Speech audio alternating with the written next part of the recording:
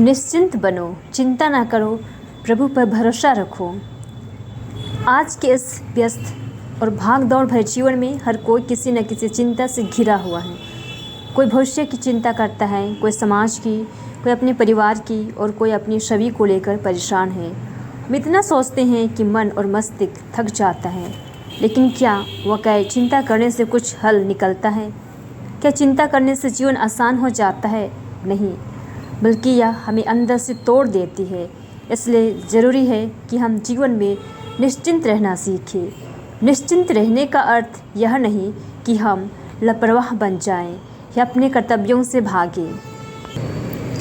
इसका सही अर्थ है चिंताओं को प्रभु के चरणों में सौंप देना और खुद को शांतिपूर्ण स्थिति में रखना।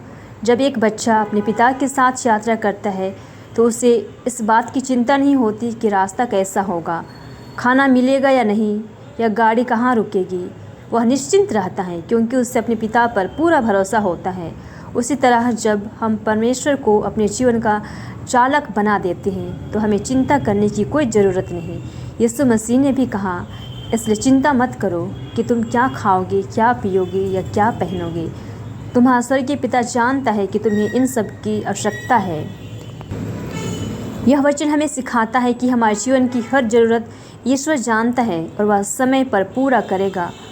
मनोविज्ञान भी कहता है कि जब हम हर समय चिंता में रहते हैं तो हमारा मस्तिष्क तनाव में आ जाता है और हमारी निर्णय लेने की क्षमता कमज़ोर हो जाती है।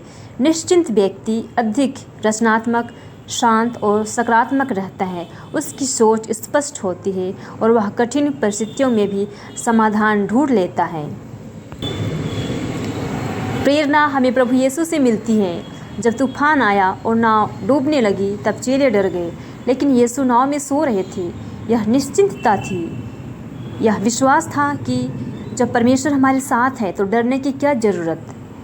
यदि हम हर बात में ईश्वर पर विश्वास करें तो हमारा जीवन सरल और शांत हो सकता है। जब कोई हमारा मजाक उड़ाए, हमारी आलोचना करे या हमें नीचा दिखाए, तब भी हम अगर प्रभु की ओर देखें और सोचें कि मुझे यह कुछ देखने वाला एक परमेश्वर है, तो हम लोगों की बातों से ऊपर उठ सकते हैं।